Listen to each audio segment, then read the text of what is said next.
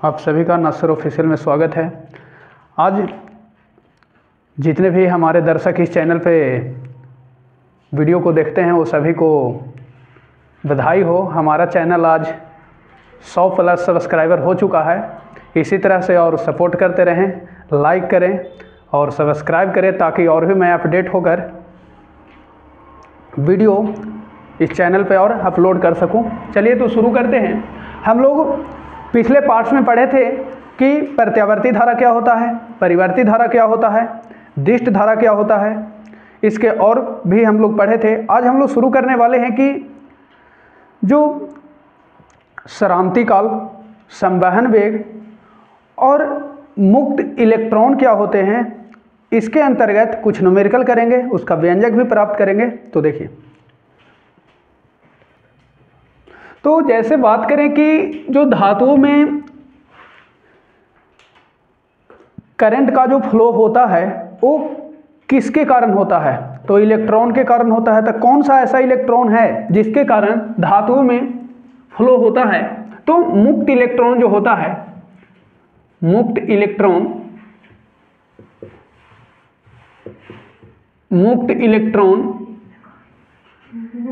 Electron जो है ये मुक्त इलेक्ट्रॉन है। इलेक्ट्रॉन जो है मुक्त इलेक्ट्रॉन, आवेशकीय फ्री इलेक्ट्रॉन। कोई कहे कि धातुओं में जो आवेश का चालन होता है किस इलेक्ट्रॉन के कारण होता है, तो मुक्त इलेक्ट्रॉन होते हैं, फ्री इलेक्ट्रॉन होते हैं। समान इलेक्ट्रॉन कोई नहीं होते, वो फ्री चाहिए उसके लिए। जितने भी धातु हैं सभी वो विद्युत का संचालन करते हैं और विद्युत का संचालन इसमें मुक्त इलेक्ट्रॉन के कारण ही होता है। अगर इसकी गति के बारे में बात करें तो इसकी गति जो होती है टेढ़ी मेढ़ी होती है। कैसी होती है? टेढ़ी मेढ़ी, यानी जिगजैग पाथ से होती है। कैसे होती है? जिगजैग पाथ से। जैसे मान लिया कि कोई इलेक्ट्रॉन यहाँ से यहाँ गया, फिर यहाँ आया, फिर यहाँ आया, फिर यहाँ गया, फिर यहाँ गया, फिर यहाँ आया। इस प्रकार की जो गति होती है इसको कहते हैं टेढ़ी मेढ़ी गति। इलेक्ट्रॉन का जो गति होता है, इलेक्ट्रॉन का गति टेढ़ी मेढ़ी पथ, इसी को कहते हैं जिगजैग पथ, अर्थात बरौनी गति से होती है। कौन गति से होती है? बरौनी गति से होती है।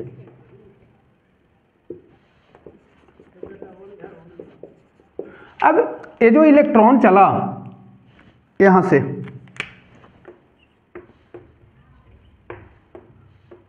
ऐसे, फिर ऐसे आया यहां, फिर यहां से चलेगा ऐसे, फिर यहां से जाएगा। तो जितने भी इलेक्ट्रॉन ये देख रहे हैं ये सब का जो गति है वो बरौनी गति है, यानी जिगजैग पाथ। तो दो इलेक्ट्रॉनों के बीच, दो क्रमागत इलेक्ट्रॉनों के बीच का जो गति होता है उसको कहते हैं संवहन वेग। कौन वेग? संवहन वेग, या उसी को अनुगमन वेग के नाम से भी जाना जाता है। यानी, और ये जब इलेक्ट्रॉन गति करते हैं तो जहां पर रुकते हैं, थोड़ा समय के लिए विश्राम करते हैं, उसका नाम है सरांती काल। क्या नाम है? सरांती काल कहते हैं। तो दोनों के बारे में थोड़ा हम परिभाषा लिख देते हैं, सरांती काल के बारे में और अनुगमन वेग के बारे में, ठीक है, और क्लियर करते हैं। देखिए, तो जैसे संवहन वेग, अनुगमन वेग क्या है, तो दो क्रमागत मुक्त इलेक्ट्रॉन, दो क्रमागत ऐसा फ्री इलेक्ट्रॉन है जो जिगजैग पथ से क्या करते हैं? गति करते हैं। तो दो क्रमागत फ्री इलेक्ट्रॉनों के बीच का जो औसत वेग है दोनों के बीच का, वही क्या कहलाता है? संवहन वेग या अनुगमन वेग। अब समझते हैं एक और परिभाषा क्या दिए हैं कि जब धात्विक चालक में बाह्य विद्युत क्षेत्र लगाया जाता है, जब धात्विक चालक, धात्विक जो चालक है उसमें जब जैसे ही बाह्य विद्युत क्षेत्र लगाएंगे तो कह रहा है कि जो पहले यादृच्छिक तरीका से इलेक्ट्रॉन गति कर रहे थे, कैसे? यादृच्छिक। यादृच्छिक का मतलब होता है मनमानी तरीका से, कोई फिक्स नहीं है, जो मन में आ रहा है वो कर रहा है। जैसे कुछ बच्चे भी ऐसे ही होते हैं कि ना, वैसे तो ना होते हैं, चलिए ठीक है, कि जैसे घर केवल खाने के लिए मतलब रखते हैं और अपन मन से कोई भी काम करते रहते हैं, लेकिन आप लोग तो वैसे ना करते हैं। बहुत अच्छा। देखो, जैसे मान लिया कि ये कोई धात्विक चालक है, ठीक है, ये कोई क्या है? धात्विक चालक है, इसमें जैसे ही हम लोग कनेक्टेड किए, कनेक्टेड अभी किए नहीं है, अभी इलेक्ट्रॉन इसमें क्या कर रहा है, गति कर रहा है। लेकिन जैसे ही बाह्य विद्युत क्षेत्र हम लोग इसमें ऐड किए, क्या किए, बाह्य विद्युत क्षेत्र, यहाँ की कुंजी लगा देते हैं, क्या लगा देते हैं, कुंजी।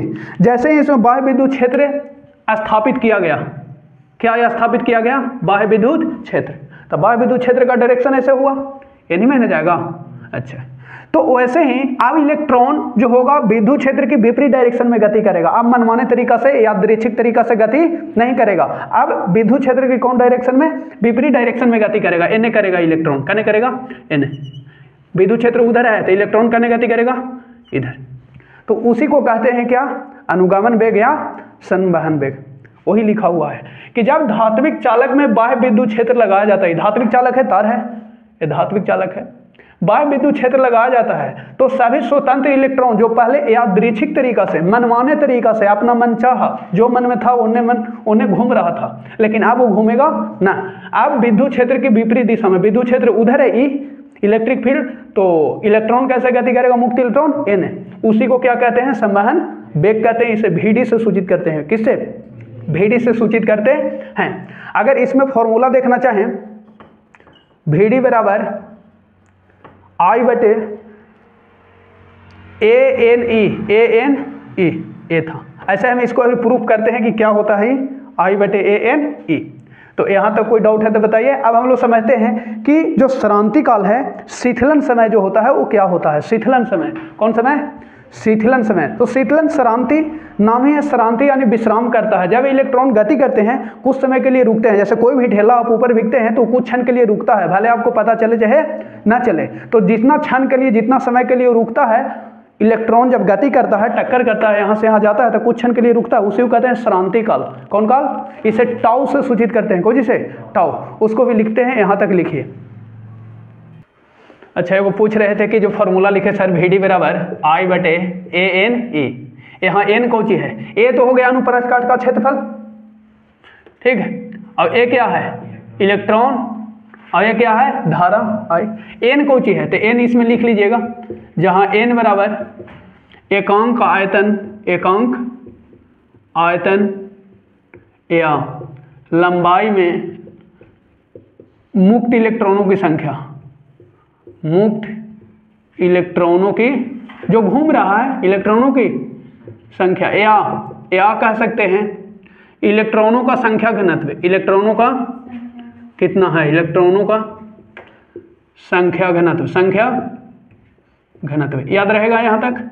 माने ये जो तार है इसमें मुक्त इलेक्ट्रॉन कितना है, n, उसकी संख्या, एकांक आयतन मान लिया कि ऐसा भी हो सकता है ना, इसलिए घनत्व आयतन ले लिए हैं, इसमें कितना इलेक्ट्रॉन है, कितना घनत्व में है, कितनी संख्या में है, तो वो है एकांक आयतन या लंबाई में मुक्त इलेक्ट्रॉनों की संख्या, इलेक्ट्रॉनों का संख्या घनत्व, लिख लीजिएगा, ठीक है।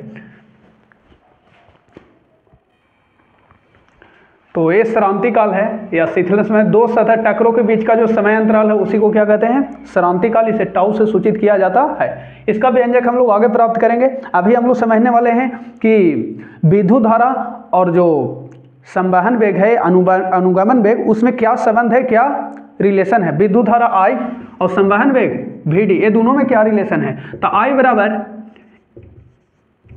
A होता है, I बराबर ANE VD, ANE VD, या इसी को कुछ लोग ऐसे कहते हैं I बराबर NEA, N into A into VD। A विद्युत धारा, संवहन वेग या अनुगमन वेग, क्या रिलेशन है, तो ये रिलेशन है, इसको हम लोग प्राप्त करने जा रहे हैं। इस पे न्यूमेरिकल भी करेंगे, ठीक है। तो हेडिंग दीजिए, विद्युत धारा और अनुगमन वेग में संबंध, पूछता है 5 नंबर। तो ये रहा विद्युत धारा और अनुगमन वेग में संबंध। ऐसे संबंध होता है, इतना मैं बता देता हूँ, I बराबर N into A into VD, ठीक है, ये संबंध होता है। इसी संबंध को क्या करना है, सत्यापित करना है, ठीक है। देखिए, तो मान लेते हैं कि माना कि कोई चालक तार है, ठीक है, माना कि कोई चालक तार है जिसके अनुप्रस्थ, जैसे ऐसे चालक तार जैसे मोटा होता है ना, तो ऐसे भी आप फिगर बना सकते हैं, कोई दिक्कत, जिसके अनुप्रस्थ काट का क्षेत्रफल को जी मान लेंगे A। ऐसे मैं इसी को मान लिया हूँ, अनुप्रस्थ काट का क्षेत्रफल को जी मान लिया A। मान लिया कि कोई चालक तार है जिसके अनुप्रस्थ काट का क्षेत्रफल क्या है A। अच्छा, इसमें मान लिया I धारा प्रवाहित किया जाता है, कितना I धारा प्रवाहित करने पर इलेक्ट्रॉन का जो संवहन वेग है, इलेक्ट्रॉन का वेग होगा ना, जब प्रवाहित करेंगे तो गति करेगा, तो संवहन वेग Vd है और इलेक्ट्रॉनों की संख्या जैसे जैसे टाइम बढ़ेगा कितना हो जाएगा n, इलेक्ट्रॉनों की संख्या कितना मान लिया n जो है प्रति एकांक आयतन हो या लंबाई हो, उसमें मुक्त इलेक्ट्रॉनों की संख्या है, इसी को इलेक्ट्रॉन का संख्या घनत्व भी कहते हैं इनको, ठीक है। अब यहाँ लिख देते हैं, माना कि कोई चालक तार है, कोई चालक तार है जिसके अनुप्रस्थ काट का क्षेत्रफल, जिसके अनुप्रस्थ काट का क्षेत्रफल A है, धारा I प्रवाहित करने पर इलेक्ट्रॉन का संवहन वेग Vd है, क्या है, अब देखो, ठीक है, इलेक्ट्रॉन का संवहन वेग क्या हो गया Vd।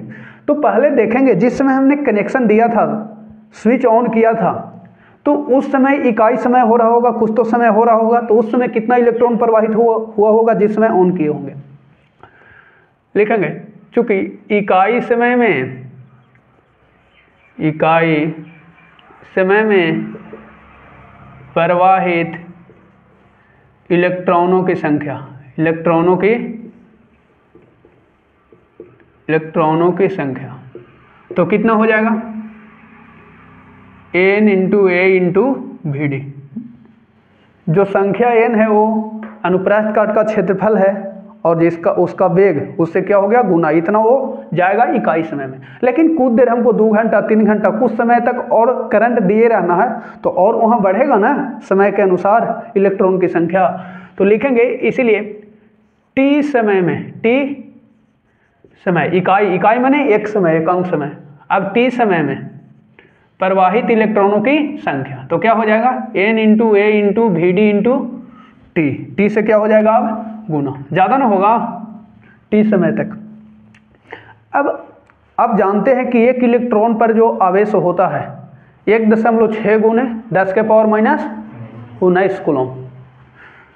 जानते हैं क्या कि एक इलेक्ट्रॉन पर आवेश, एक इलेक्ट्रॉन पर जो आवेश होता है क्यू आवेश, क्यू यहाँ लिख दीजिए कोई दिक्कत नहीं, आवेश जो होता है ऐसे ये लिखने देते हैं, ऐसे वैल्यू भी आप दे सकते हैं, ठीक है, क्या है कि लास्ट में तो वैल्यू देना ही है, आप वैल्यू भी दे सकते हैं 1.6 गुने 10 के पावर माइनस। तो ये जब t समय तक प्रवाहित होगा इलेक्ट्रॉन तो आवेश वो बढ़ेगा कि नहीं, एक इलेक्ट्रॉन पर आवेश इतना है और टाइम आपको ज़्यादा देर करंट देना है तो उसके लिए भी आवेश क्या होगा बढ़ेगा। तो लिखते हैं, अतः कह सकते हैं कि t समय में प्रवाहित इलेक्ट्रॉन पर आवेश कितना हो जाएगा, t समय में प्रवाहित इलेक्ट्रॉन पर आवेश q कितना हो जाएगा, तो E से क्या हो जाएगा, इसमें मल्टीप्लाई हो जाएगा, यानी n into A into Vd into T था, ओकरा में जो एक इलेक्ट्रॉन पे आवेश था उससे क्या हो जाएगा गुना हो जाएगा कि नहीं हो जाएगा। अब सुनिए, यहाँ पर Vd आया हुआ है, अब आपको लाना है क्या I, तो I का आप फॉर्मूला जानते हैं कि Q बटे T, तो यहाँ पर Q हो गया आवेश, T को उधर से ले लाए इधर ले लाए, तो Q बटे T, तो बच गया क्या n into A into Vd into E हो गया। अब इसको कोई चीज लिख देंगे I, जानते हैं ना I, तो I बराबर n इंटू ई को शुरू में इंटू ए इंटू Vd, यही फॉर्मूला है विद्युत धारा और अनुगमन वेग में। कहीं डाउट है तो बताइए, ये प्रूफ हो गया। अब चलते हैं इसके न्यूमेरिकल पे। अब एगो पूछ रहा है कि n क्या है, n लिखा है ना जी कि प्रति एकांक आयतन या लंबाई में मुक्त इलेक्ट्रॉनों की संख्या, इसे लिख लो, यहाँ ज़्यादा दिक्कत है n के बारे में। एवं n प्रति एकांक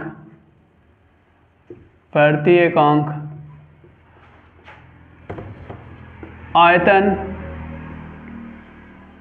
या लंबाई में मुक्त इलेक्ट्रॉनों की संख्या, मुक्त इलेक्ट्रॉनों की, ये तो लिखा भी किए थे, इसे लिख लीजिए, संख्या है।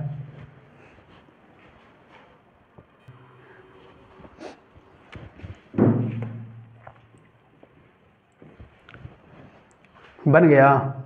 वाह, बहुत फास्ट आप लोग लेकिन काम करते हैं जी। हैं? यदि 1 मिलीमीटर स्क्वायर अनुप्रस्थ काट वाले तार से 2 एम्पियर की विद्युत धारा प्रवाहित हो रही है, कितने एम्पियर के? 2 एम्पियर की, तो उसमें इलेक्ट्रॉन की संवहन चाल ज्ञात करें। संवहन चाल यानी संवहन वेग Vd ज्ञात करना है, ठीक है। अब मान लें कि तार के प्रति घन मीटर में मुक्त इलेक्ट्रॉनों की संख्या 6 × 10 के पावर कितना है? 28। तो ये क्या देले है जी? 6 × 10 के पावर 28। n का वैल्यू देने हैं ना, मुक्त इलेक्ट्रॉनों की संख्या या संख्या घनत्व को n कहते हैं। आपने फॉर्मूला पढ़े हैं I बराबर n × E × A × Vd। n क्या है जी? मुक्त इलेक्ट्रॉनों की संख्या प्रति एकांक आयतन में या लंबाई में, ठीक है, या घनत्व में। E क्या है? इलेक्ट्रॉन पर आवेश। A क्या है? क्षेत्रफल अनुप्रस्थ काट का। और Vd क्या है? संवहन वेग। Y कौन सी है? धारा। चलिए बन गया। क्या दिले है जी? अनुप्रस्थ काट का क्षेत्रफल इतना दिले है। तो A बराबर कितना हो गया? 1 मिलीमीटर स्क्वायर, मिलीमीटर 1 मिली में कितना? 10 के पावर -3 मीटर स्क्वायर। ऐसा यूनिट में कन्वर्ट कर लिया। 2 एम्पियर की धारा, I बराबर का एम्पियर? 2 एम्पियर विद्युत धारा पर, तो उसमें इलेक्ट्रॉनों का संवहन वेग तो निकालना है Vd बराबर वाट। Vd बराबर वाट कब? जब दिले है प्रति घन मीटर में मुक्त इलेक्ट्रॉनों की संख्या यानी n दिले है। कितना दिले है जी? 6 × 10 के पावर 28 ना। बन गया। Vd निकालना है, क्योंकि I बराबर जानते हैं। I बराबर कोई जानते हैं? n × E × A × Vd, यही जानते हैं ना। वैल्यू दे दीजिए। I का वैल्यू कितना है? 2 एम्पियर। 2 एम्पियर। वाह। n का वैल्यू दिया हुआ है, बहुत अच्छा। E का वैल्यू इलेक्ट्रॉन पर आवेश, इलेक्ट्रॉन पर ये तो जानते हैं ना, दे दीजिए। कितना होता है इलेक्ट्रॉन पे आवेश? 1.6 × 10 के पावर -19 कूलम्ब। चलिए इंटू A विद्युत अनुप्रस्थ काट का क्षेत्रफल 10 के पावर -3 मीटर स्क्वायर। मीटर हटा दो, Vd सबके कहाँ भेज दो? नीचे। कहाँ भेज दो? नीचे। तो 2 बराबर, पहले गुना कर लीजिए। देखो तो 16 छक 96। अब एक अंक के बाद चलिए ये देखिए, तो इसको कम करिए। -19 और -3 -22 माइनस, अब यह है 28, तो 28 में -22 चला गया। कितना बचा? 6, यानी 10 के पावर कितना? यही ना बचा। वाह। इंटू क्या है? Vd। अब इस सबको कहाँ ले लाइए? नीचे ले लो भाई। Vd ना निकालना है, कहाँ ले लिए? नीचे। अच्छा ये काटेगा भाई, ऊपर ऊपर करता है ना समीकरण में, ऊपर ऊपर काट दो। 2 से कितना बार में जी? 2 चौके 8 और 2 8 16। ये आ जाएगा कहाँ? नीचे। तो 1/4.8 और गुने 10 के पावर 6 और बराबर क्या हो गया? Vd। अब देखो ये जाएगा ऊपर और ये हो जाएगा 1/10 कहाँ जाएगा? ये 4.8 को ऐसे लिख सकते हैं ना, ऐसे। तो कहाँ चला जाएगा? ये 10 ऊपर चला जाएगा, नीचे से कहाँ चला जाएगा? ऊपर। तो 1 × 10 और ये चल जाएगा 10 के पावर 6 माइनस में, खोजी में, और नीचे बच गया कितना? 48 और बराबर कितना? Vd। कटेगा ना, 10 में भागा दीजिए 48 से। कितना से? 48 से ना। तो इसको और काट दीजिए। 5 दूनी 24 से भागा दो। कितना में? 5 में भाग नहीं लगेगा, दशमलव के बदले 0। 24 दूनी 48। कितना बचेगा? 2 0 भाग नहीं लगा तो कोई बैठावेंगे 0, फिर 0 और 24 बचे 20 से। 24 छक 44 से 24 8 8 चौके 32 और 8 दूनी 16। 24 8 92 से 8 बार में देखो तो लग जाएगा। 8 चौके 32, 8 दूनी 16 और 3 कितना? 19। लग गया ना। क्या बचेगा जी? 8। यही बचेगा ना। लगभग काट के आवेगा। 5 में भागा देंगे कितना से? 24 से। तो ये कटेगा कितना बार में जी? इसको एक बार और लिखना है तो लिख लो। ठीक है। अब भाग दो तो कितना आवेगा? 0.208 गुने 10 के पावर -6 बराबर Vd। इसी को ये दशमलव को यहाँ अगर भेजना है, कहाँ? एक अंक आगे, एक अंक आगे, तो 10 से गुना करे पड़ेगा। 10 से कोई करे पड़ेगा गुना, तो 10 से कोई करेंगे, भाग भी करेंगे ना। तो इसको हटाते हैं। यहाँ तक कर लीजिए ऐसे, इतने मीटर पर सेकंड स्क्वायर हो जाएगा, इतने मीटर पर सेकंड, स्क्वायर नहीं पर सेकंड लिख लीजिए। वो मेरा वाला गलती हो गया जी, देखो यहाँ मिलीमीटर स्क्वायर है ना, तो मिली में 10 के पावर माइनस 3 स्क्वायर है, तो यहाँ स्क्वायर पूरा का होगा ना, इसको ऐसे भी लिख सकते हैं ना, देखो 1 मिलीमीटर स्क्वायर, गलती कैसे कर दिया जी। अब मिली का मतलब 10 के पावर माइनस 3 मीटर, अब ना होगा स्क्वायर, हाँ तो 3 दूनी 10 के पावर माइनस 6 मीटर स्क्वायर, इतना होगा ना। तो जहाँ जहाँ ये -3 है वो कितना करना है, -6, तो 9 6 25, तो 3 बचेगा अब ना, कितना बचेगा पावर 3, तो यहाँ आ जाएगा कितना पावर 3, पावर 3, पावर के में केवल गड़बड़ है, तो यहाँ हो जाएगा कितना पावर 3, पावर 3। अब सही है, ठीक है, लिख लीजिए। नेक्स्ट देखते हैं धारा घनत्व के बारे में।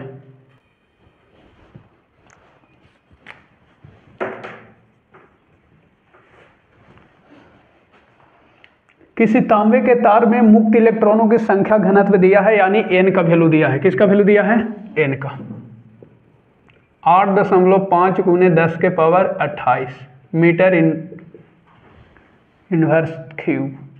तो 3 मीटर लंबे तार के एक सिरे से, यानी तार की जो लंबाई है, तार की लंबाई L, वो कितना दिया है जी 3 मीटर, ठीक, कि एक सिरे से दूसरे सिरे, एक सिरे से दूसरे सिरे, तार के एक सिरे से दूसरे सिरे तक कह रहा है कि इलेक्ट्रॉन जो संवहित होगा, जिस वेग से जाएगा, तो यहाँ से वहाँ जाने में कितना समय लगेगा, संवहित होने में कितना, आपको समय निकालना है, क्या निकालना है, समय t बराबर वाट, t बराबर कि 3 मीटर लंबा जो ये तार है, तो इलेक्ट्रॉन को संवहित होने में, यानी इसका चाल जो है वो चाल से जाएगा तो कितना समय लगेगा।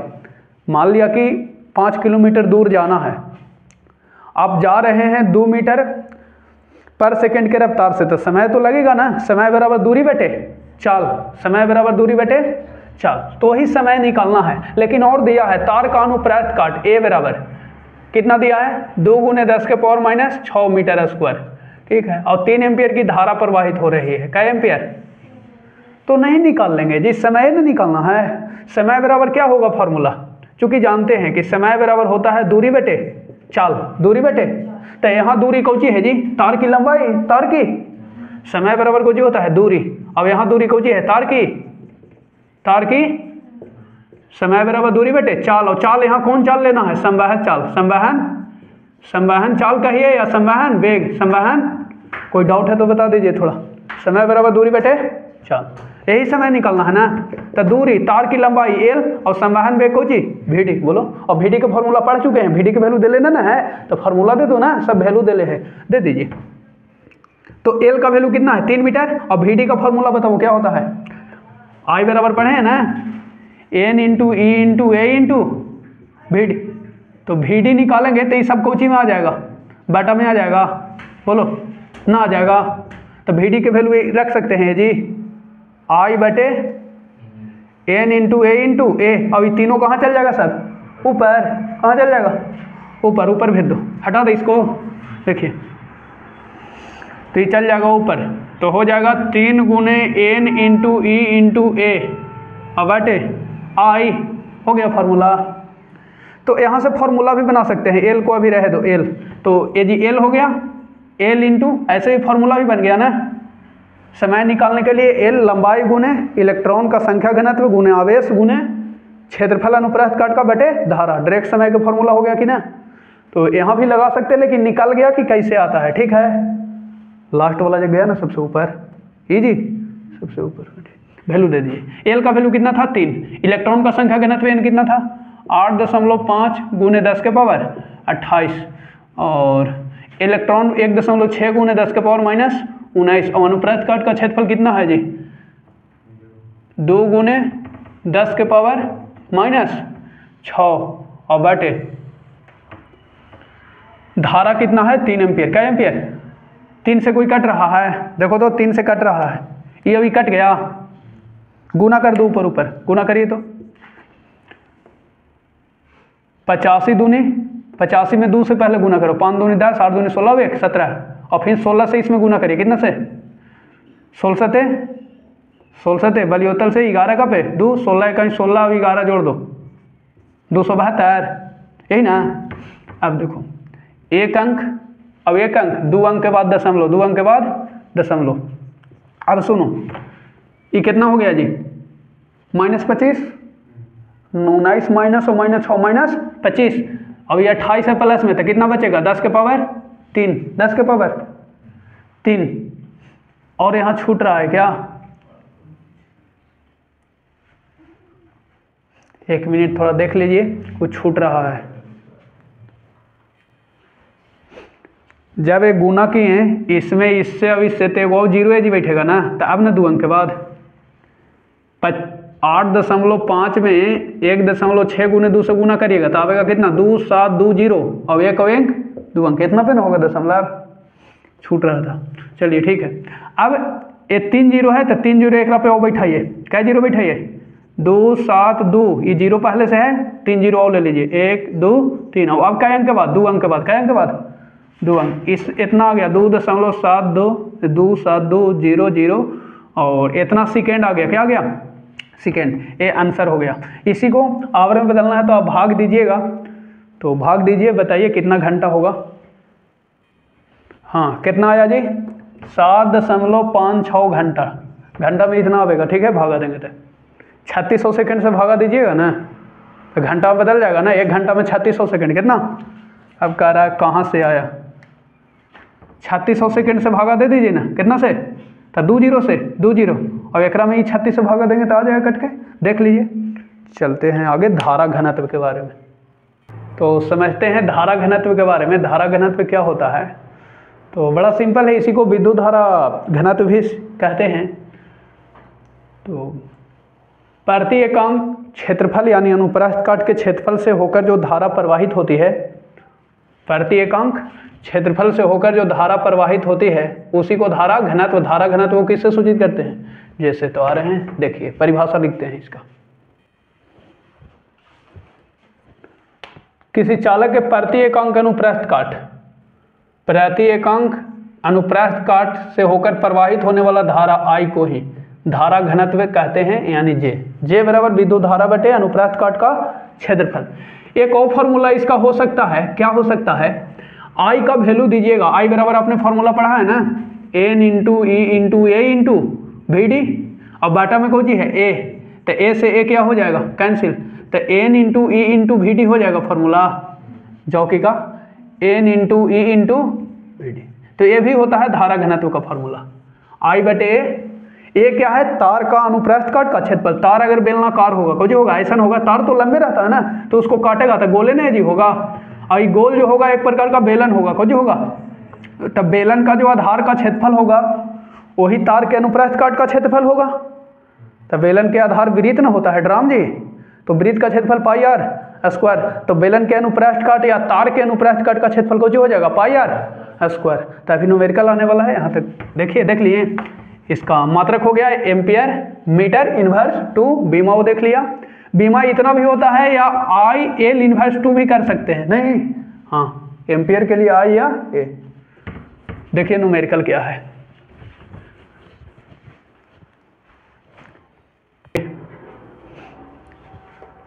ये न्यूमेरिकल रहा। कुछ लोग परेशान हो रहे हैं कि न्यूमेरिकल पढ़ा रहे हैं सर, न्यूमेरिकल पढ़ना बहुत जरूरी है। कॉन्सेप्ट के बाद न्यूमेरिकल करते हैं तो पूरा कॉन्सेप्ट क्या हो जाता है क्लियर, ना तो ऐसे ही रट लीजिए, ना रटना ना समझो। किसी चालक के अनुप्रस्थ काट के क्षेत्रफल से, मान लीजिए कोई कह दिया है कि बेलनाकार चालक है, कोई है, लो बेलन बना दो, बेलन बेलन बना दिए बेलन। अब तो पता लगे इसको खड़ा कर दो तो हो गया ना आधार वृत्त नियन। इसके अनुप्रस्थ काट का क्षेत्रफल ए पता नहीं है लेकिन त्रिज्या पता है ना, इसका त्रिज्या आर कितना दिले है जी, इसका त्रिज्या आर कितना दिले है 1 मिलीमीटर, त्रिज्या आर बराबर दिले है 1 मिलीमीटर। इसी को कहेंगे 10 के पावर -3 मीटर, नहीं लेकिन यही स्क्वायर, तो स्क्वायर तो त्रिज्या न देता है। और कह रहा धारा प्रवाहित हो रही है, इससे कौन सी जा रही है धारा, इससे जो धारा जा रही है धारा आई, वो कितना जा रही है आई 3.14 एम्पियर। तो निकालना है धारा घनत्व जे बराबर, क्या निकालना है जे बराबर वाट, चूंकि आप जानते हैं कि जे बराबर होता है आई बटे ए।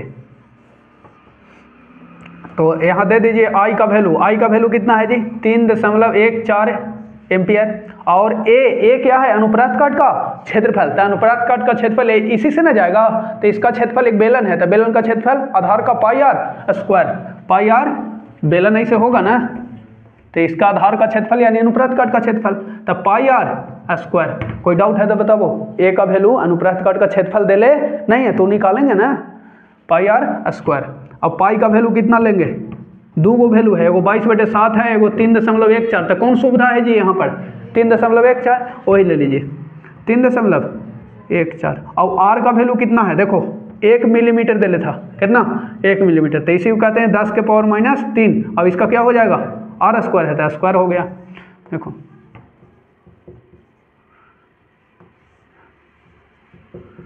10 के पावर कितना हो जाएगा -6, ये कट गया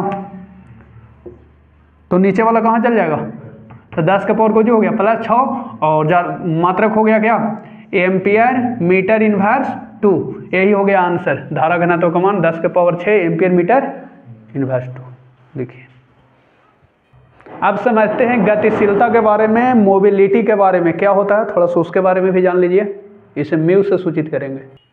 अब वो कह रहे हैं कि बेलन के क्षेत्रफल के फॉर्मूला नहीं लगाएं, बेलन के क्षेत्रफल काहे लगावेंगे, यहाँ अनुप्रस्थ काट से मतलब है, किससे अनुप्रस्थ काट मतलब जितना मोटा तार है वो तार कवर से मतलब नहीं है, मतलब है कि उसके अंदर जिससे इलेक्ट्रॉन का फ्लो होगा उसका केवल एरिया हमको चाहिए। बेलन के क्षेत्रफल का मतलब ही पूरा क्या आप क्षेत्रफल कर रहे हैं, नहीं अनुप्रस्थ काट जिससे केवल तार जा रहा है, जिससे केवल क्या जा रहा है तार, उसी का क्षेत्रफल चाहिए। कवर पूरा मोटा है तो उससे नहीं, अनुप्रस्थ काट यही ना होता है, इसको बीच में सही से काट देते हैं ना, काट देते हैं तो इसी का ना क्षेत्रफल देखेंगे, तो ये वृत्त ना है, तो ये वृत्त है बेलन, तो वृत्त के क्षेत्रफल देख लेंगे, बस वही अनुप्रस्थ काट का क्षेत्रफल है, बेलन के क्षेत्रफल नहीं, ठीक है अनुप्रस्थ काट का क्षेत्रफल था, अनुप्रस्थ काट का क्षेत्रफल बेलन के आधार के बराबर है पाई आर स्क्वायर। तो ये गतिशीलता है, छोटी छोटी बातें हैं, थोड़ा सा समझना जरूरी है। देखिए प्रति एकांक विद्युत क्षेत्र के, प्रति एकांक विद्युत क्षेत्र के संवहन वेग के, तो संवहन वेग Vd के जो परिमाण होगा इसी का जो अनुपात विद्युत वाहक की क्या कहलाती है, ये गतिशीलता। गतिशीलता को म्यू से सूचित करते हैं, किससे म्यू से, म्यू बराबर Vd/E। एक और फॉर्मूला होता है इसका, अगर आप Vd को Vd ही रहने दिया जाए और E बराबर एक फॉर्मूला आपने पढ़े थे -dV/dx, -dV/, V क्या है V क्या है x क्या है लंबाई, लंबाई L मान लें यहाँ तार के लिए है ना, तो E बराबर -dV/dx, निगेटिव हटा के dV को केवल V लिखें और dx एक प्रकार का था लंबाई था, डिफ्रेंशिएट कर रहे थे, तो यहाँ तार की लंबाई क्या ले लें dx की जगह L, तो E के जगह फॉर्मूला डाल दें V/L, V/L, ये जी डालिएगा V/L, तो L कहाँ चल जाएगा ऊपर, तो Vd × L बटे यहाँ क्या बन जाएगा V, क्या बन जाएगा V, ये हो गया विभव, ये हो गया Vd संवहन वेग, अब L क्या हो गया तार की लंबाई। एक और फॉर्मूला बनता है E × टाउ बटे me, e पैर तर है, ऐसे me ना है, ऐसे है, ऐसे पैरवा तरी गलत है, ये ऐसे है, E फॉर इलेक्ट्रॉन और m फॉर मास, इलेक्ट्रॉन का मास, इलेक्ट्रॉन का द्रव्यमान। यहाँ लिख सकते हैं me का मतलब है इलेक्ट्रॉन का द्रव्यमान, इलेक्ट्रॉन का द्रव्यमान 9.1 × 10⁻31 kg। अब इस पर न्यूमेरिकल देखते हैं, ठीक है, देखिए कहीं पूछना है तो पूछिए, फॉर्मूला बहुत जरूरी है, ध्यान रखना। न्यूमेरिकल देखो, ठीक है, देखिए न्यूमेरिकल क्या है, बड़ा इंपॉर्टेंट है। एक चालक जिसकी लंबाई L देले है 0.1 मीटर, इलेक्ट्रॉन का अनुगमन वेग इतना देले है, अनुगमन वेग मतलब संवहन वेग, Vd का वैल्यू देले है, कितना देले है 2.5 × 10⁻⁴ मीटर पर सेकंड। गतिशीलता बताना है, क्या बताना है म्यू बराबर वाट का, जब सिरों के बीच विभवांतर कितना दिले है V बराबर जब दिले है 5 वोल्ट, क्या वोल्ट 5 वोल्ट। तो क्या बात है, चूंकि जानते हैं कि म्यू बराबर फॉर्मूला होता है, E वाला भी होता है, E वाला लगेगा ना, तो याद रखना E वाला लगेगा फॉर्मूला है, ठीक है, ये फॉर्मूला लगा लीजिए और इसमें वैल्यू पुट कर दीजिए। Vd का वैल्यू कितना है, अनुगमन वेग, अनुगमन वेग यही है ना संवहन वेग, 2.5 × 10⁻⁴ इंटू L का वैल्यू लंबाई कितना है 0.1 और बट V का वैल्यू कितना है 5 वोल्ट, क्या वोल्ट 5 वोल्ट, 5 से कटेगा जी, देखो तो 5 × 5 0.5, 0.5 में 0.1 से गुना करो तो 5 आवेगा, कितना आवेगा 5 और एगो 0 2 अंक के बाद ना, 1 अंक और 1 अंक, कई अंक 2 अंक के बाद दशमलव, 0 हो गया यहाँ। और फिर कितना बच गया, 10 के पावर -4। इसी को दशमलव अगर यहाँ भेजेंगे, दशमलव कहाँ भेजेंगे, यहाँ, तो 10 से गुना और 10 से भाग, इसी को ऐसे लिखेंगे 0.5 गुने 10 के पावर -5 और मात्रक कोजी कोजी होता है metre square second inverse volt inverse, ये दे दो या ये दे दो, metre coulomb second inverse newton square inverse. Clear है? और पूछना है तो पूछिए, इसमें बन के तैयार। छोटी छोटी बातें हैं उसको समझ लेते हैं, जैसे संवहन वेग यानी अनुगमन वेग और विभवांतर में क्या संबंध है, अनुगमन वेग और विभवांतर में क्या संबंध है, विभव। तो Vd बराबर ई टाउ बटे एम ई, इलेक्ट्रॉन का द्रव्यमान गुने V बटे एल यानी विभव बटे एल, ये ध्यान रखना है, ऑब्जेक्टिव ही आता है इससे।